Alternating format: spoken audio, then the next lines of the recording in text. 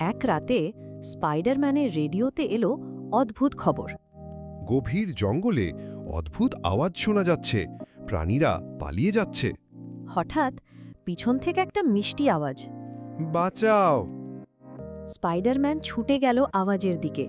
দেখে একটা ছোট্ট খরগোশ একটা গর্তে আটকে গেছে, পাশে ছায়া দাঁড়িয়ে।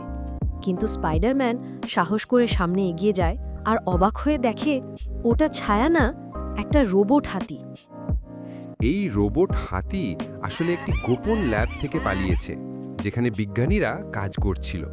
সে নিজেই হারিয়ে গিয়ে শব্দ করছিল।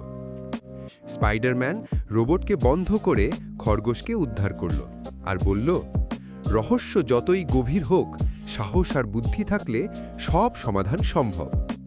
আর জঙ্গল ফিরে পেল তার শান্তি।